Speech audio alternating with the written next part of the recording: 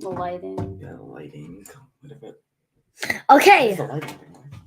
Welcome to the Holistic Kitchen. My name My name's Abdullah. And my name is Imad. We're the Holistic Kids here to educate us kids from the inside out. What kind of room has no doors? What? Mushrooms. Imad, this is a health podcast. We shouldn't be laughing. What? You need a better joke for that. Anyways,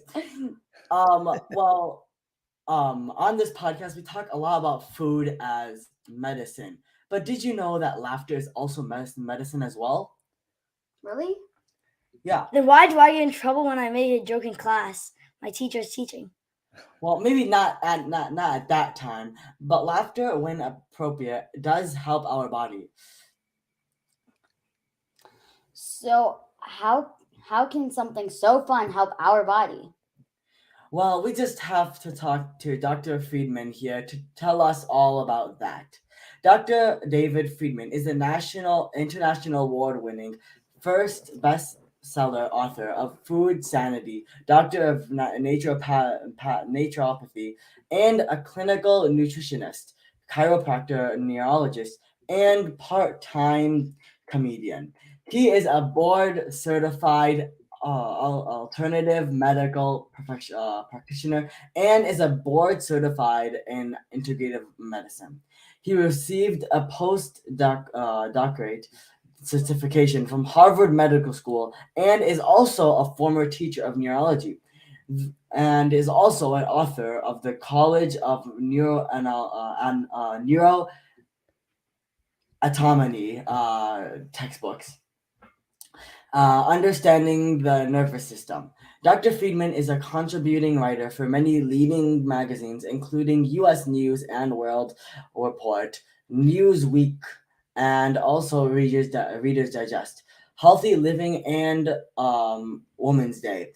He's been a guest on over 100 radio and television shows, including CBS's Inside Edition, ABC's The List, Fox News, ABC News, and Discovery Health and TLC. Dr. Friedman's list of clients has also included many top celebrities like John Travolta and so many more, and us. He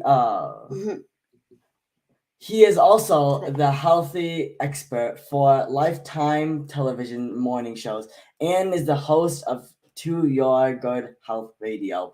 In his new book, Funny Bones, Zan, tell us about that one. True tales from a chiropractor that will crack you up. He shares so much needed laughter during these stressful times and is a must to get. Dr. Friedman, we are so incredibly honored for you to join us today. The honor is mine. Yeah, it's great to be here. First, I have to say I admire all of you for taking part in a holistic health journey at such a young age.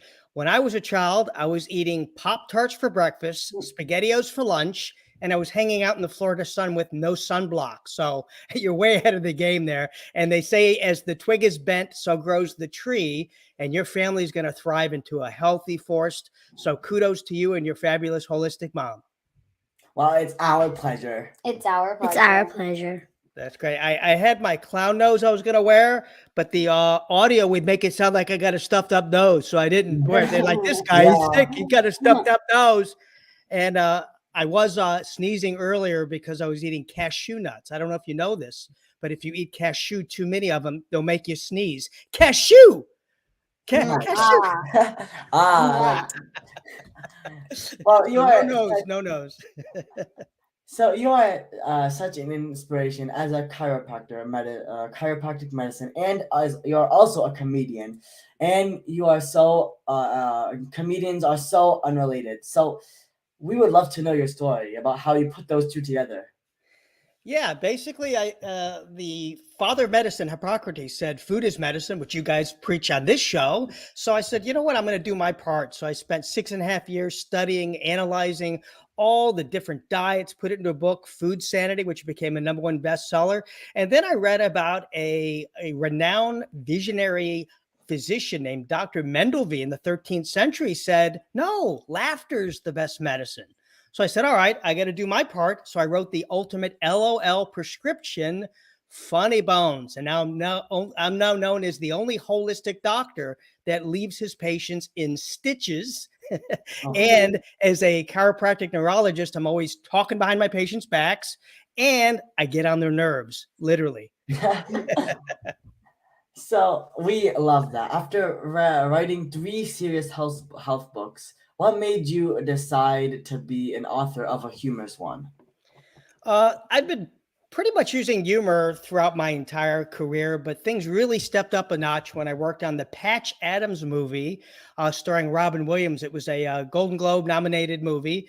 And I learned about this physician named Dr. Patch Adams, who used friendship and magic tricks and jokes with his patients without compromising his skills as a doctor.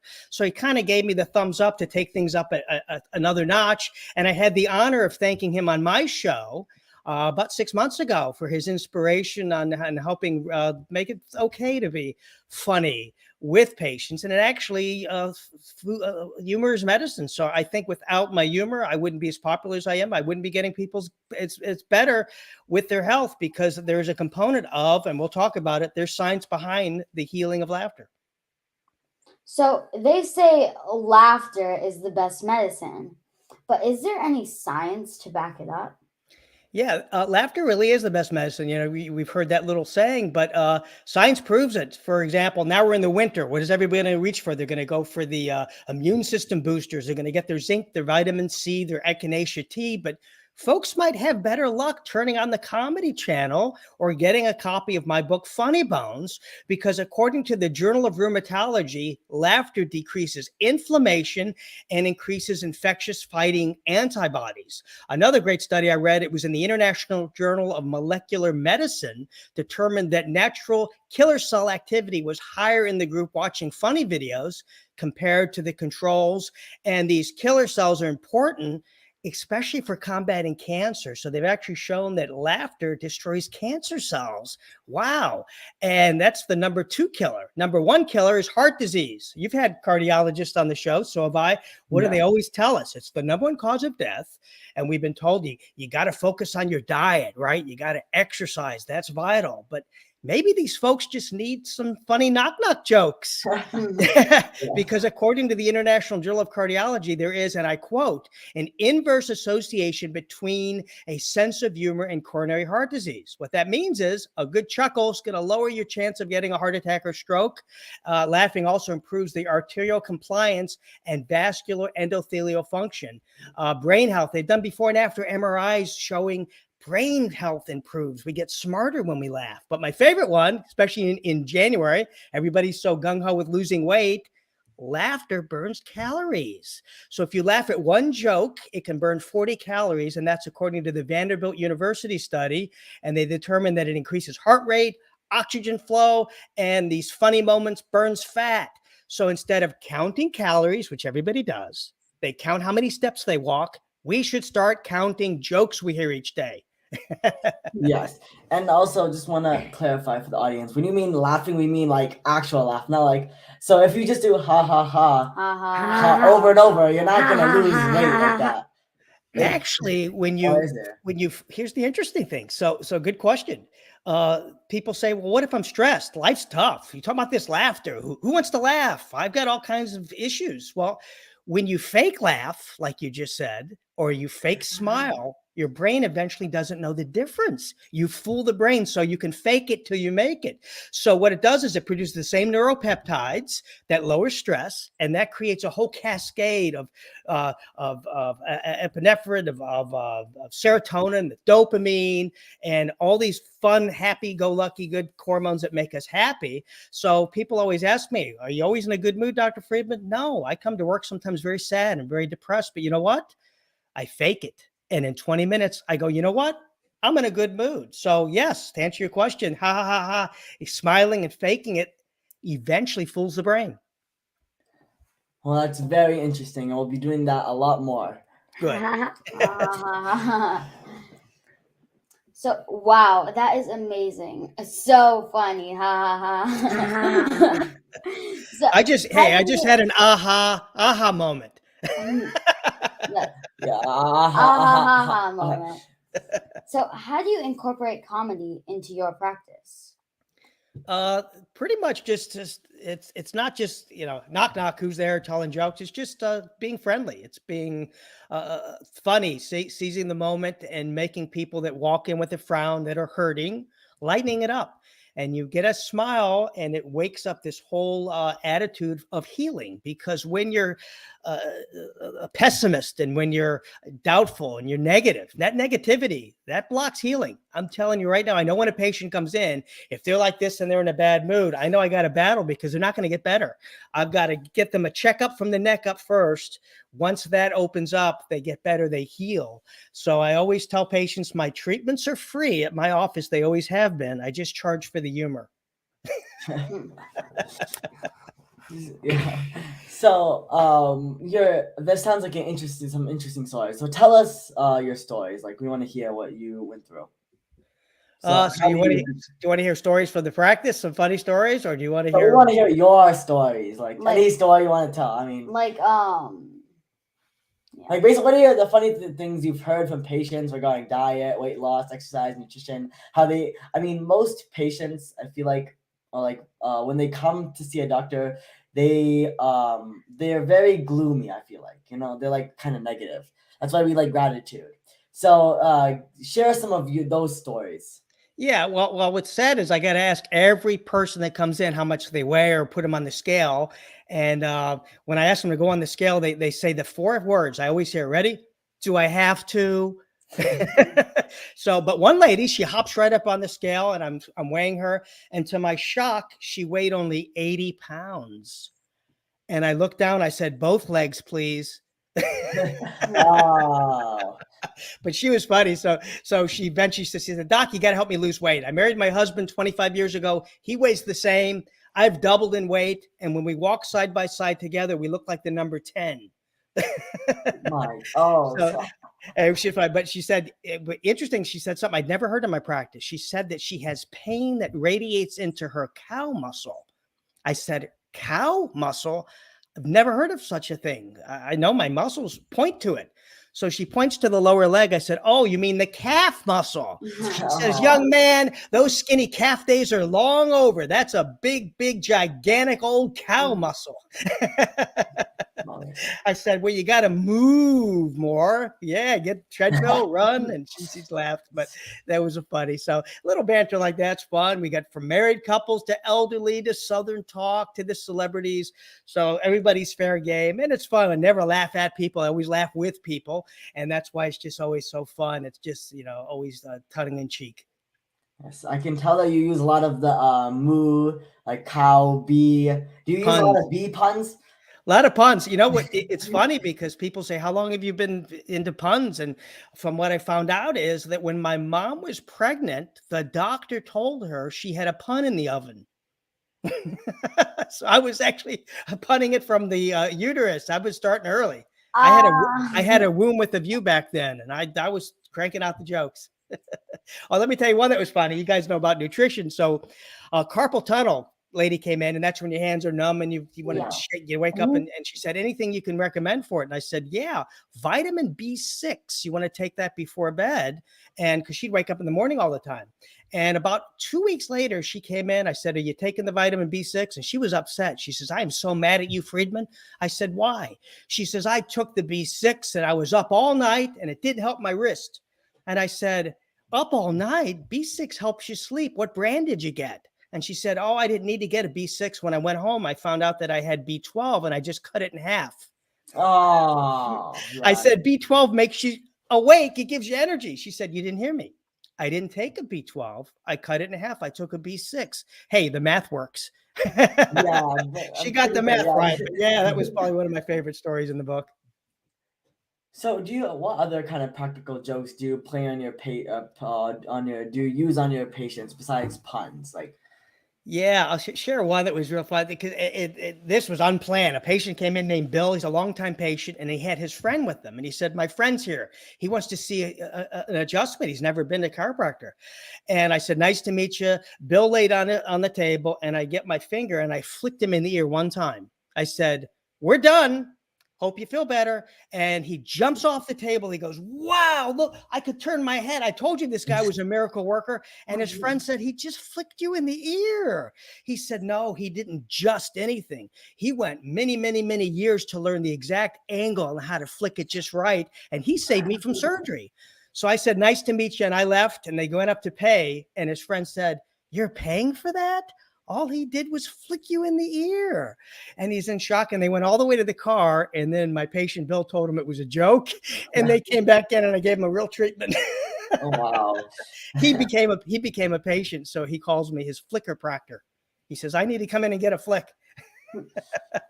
So that was one that was played on me, which is one of my, it really got me. Robin Williams, the late great actor, he came in, pointed to his neck. He wasn't very talkative that day.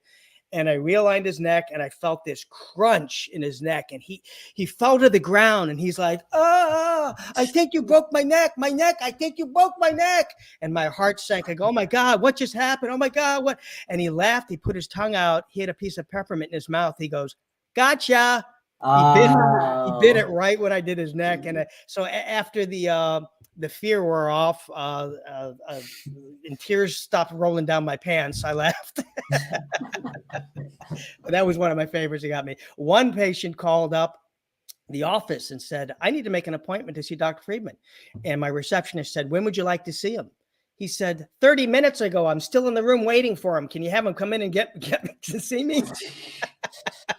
Oh my God. I was running late that day, obviously. Yeah. So those are a couple of them that just come to mind. Yeah, those are some really interesting stories. I mean, we have, for us, all right, so keep going. I forgot. All right.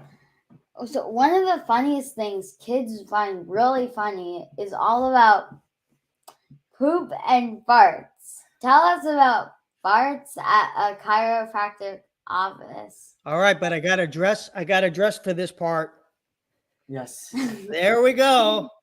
Poop. There it is. Got my little number 2. It's not my favorite hat, but it does come in at number 2. It's my second favorite. Yes. Yeah, it's funny because people always ask me, do people fart at the chiropractic office? Well, they do more now. And you know why they fart so much? Because it's the only gas they can afford. So the gas is so costly.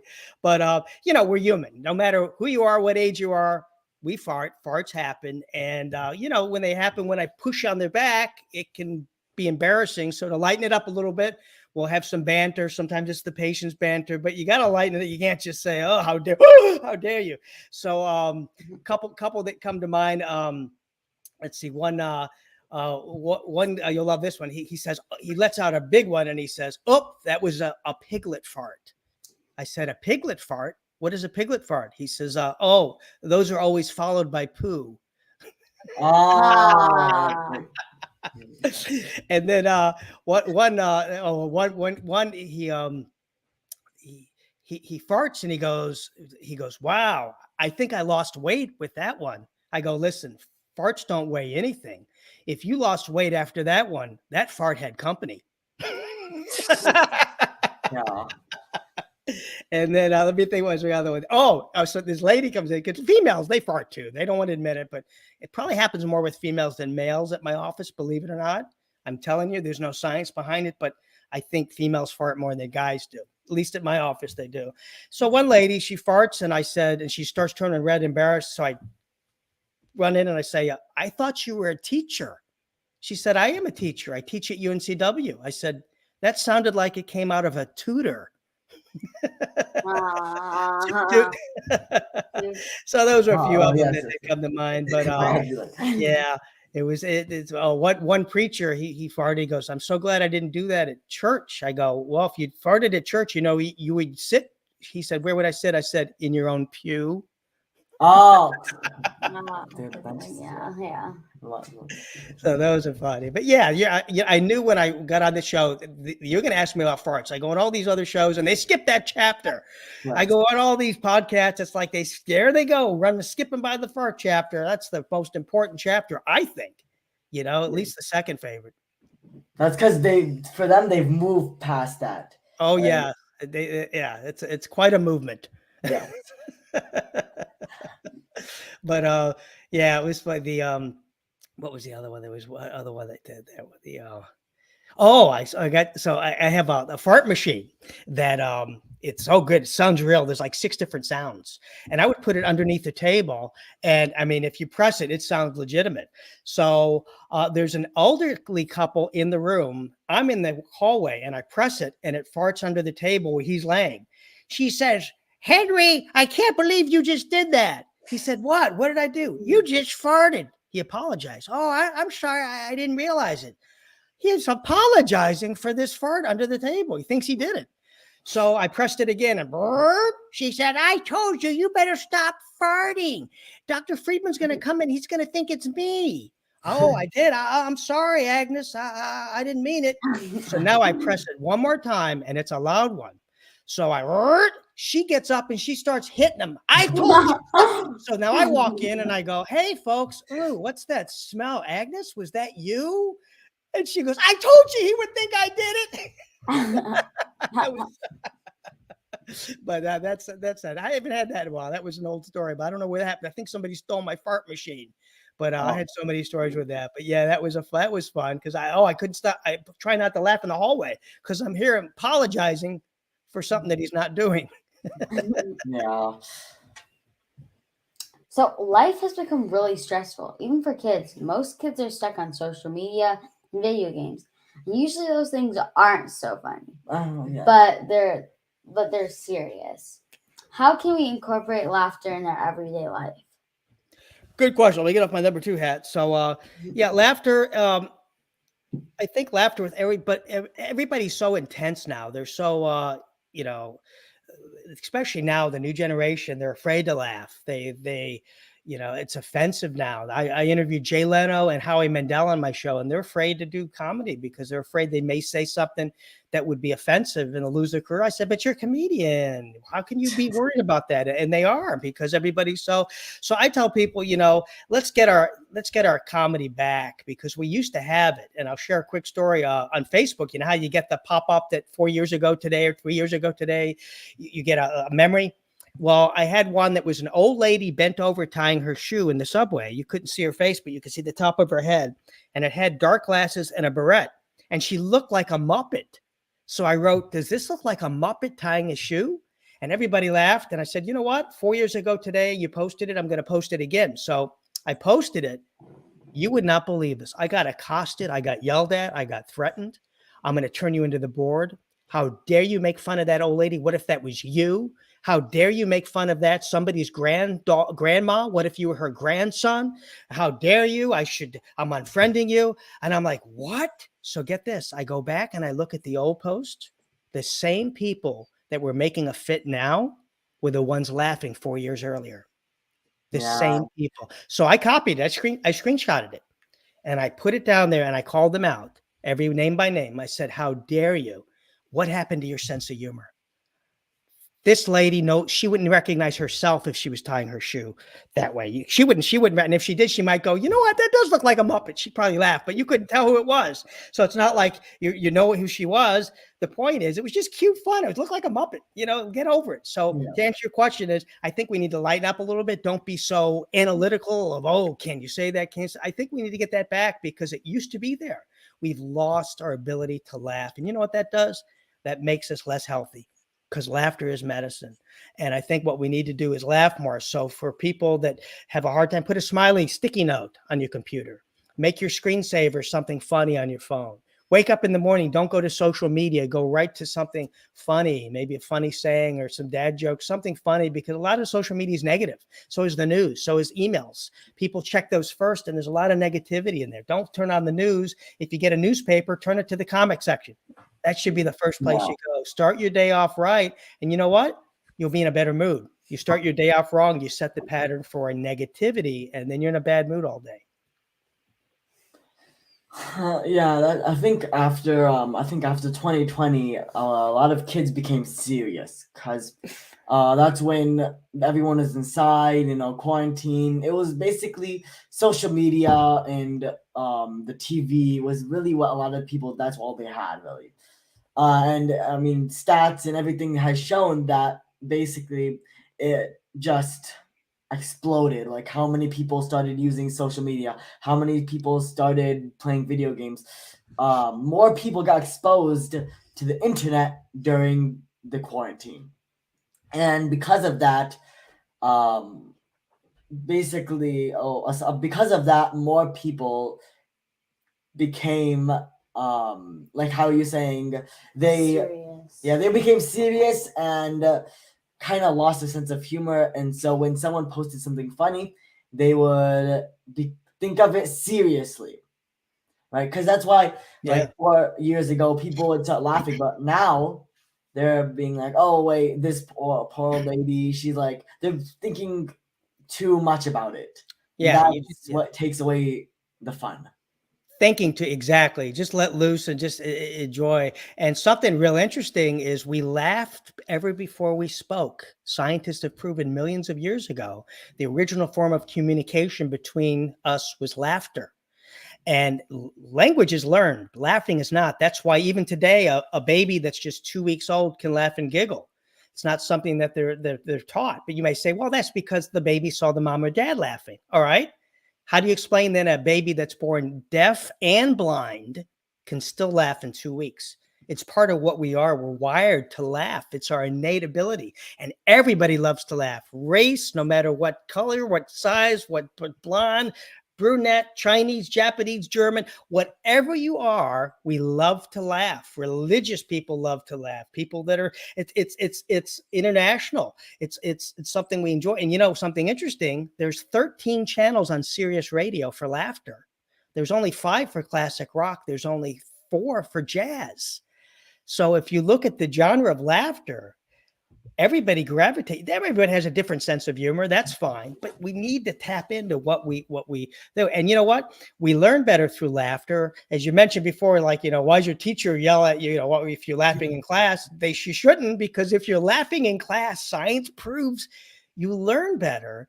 And what's so interesting is I used to teach neuroanatomy, and I wrote a book on it, and I get doctors 30 years later tell me, you know, the funny jokes you told in class, the mnemonics, the silly stories about the brain is how I remembered this very difficult topic. So people were making A's that were failing out of this course because I made it fun. So yes, we need to laugh more in class. We need to laugh more because we learn better, and science proves it. So I think that's something that we really need to gravitate toward. What is one thing kids can do today to start their day with laughter? Oh, there's so many things that kids to do. There's one game I like. It's called, I think it's what's the name of it? Shout Out or something. Anyway, it's a component you put in your mouth. It's got a mouthpiece, and you try to guess what the person's saying with it. You cannot not laugh. I don't care if you're in a bad mood, if you're sad, if it's something that you're depressed. When you put this in there, Speak Out, that's the name of it. Just came to me. Speak Out's the name of it. So you put this component and you try to say words. The other people have to guess what you're saying. So it's like, and you say, how was your summer? No, I said,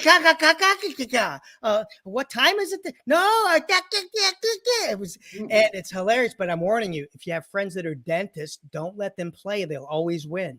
They can understand mumbling, because when they're working on people, they got this ability of understanding that language. So that's good to know. That's good to know. Dentists, but stuff like that, play games like that. And you know what? Like I said, just turn off.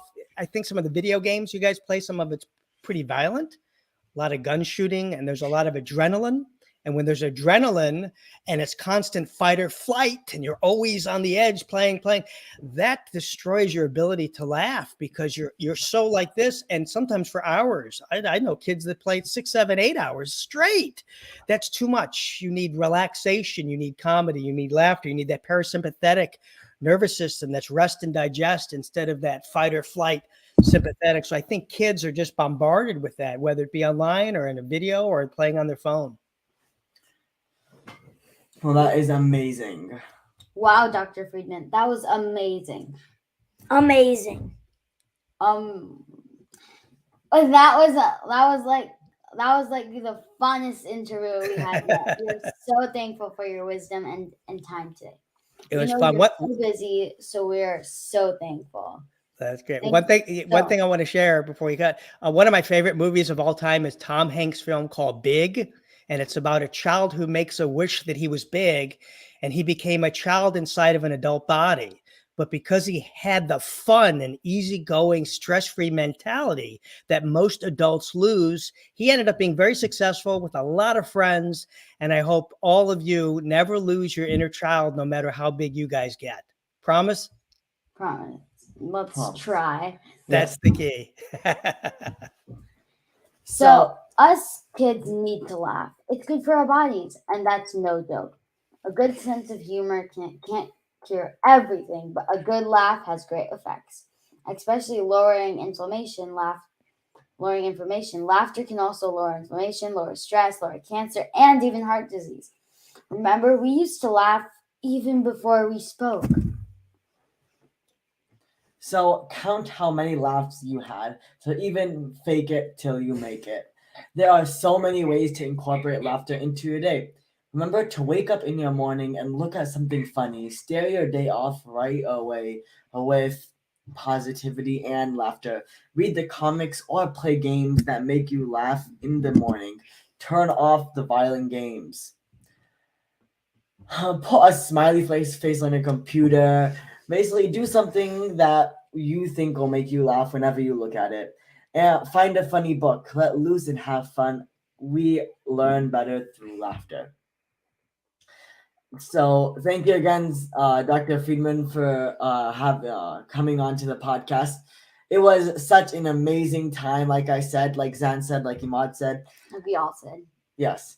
So thank you for joining us today. Oh, I appreciate you guys bringing me on board. It's been a lot of fun, and enjoyed kidding around with you. Thank you everyone for tuning in. Until next time, I'm Zansari. I'm Abdullah. And I'm Imad. Follow my family and I on social media, Holistic Mom MD, and look out for my mom's book, The Holistic RX, your guide, and programs and other resources. We actually created our kids' health healing course. Can't wait till that comes out. Kids need to learn from other kids. Please download our podcast in iTunes and leave a review so other kids and families can benefit. We need to work together to create a healthy future for all of us and the planet. Join us next week for another episode of The Holistic Kid Show, where kids are empowering kids. Thank you, everyone.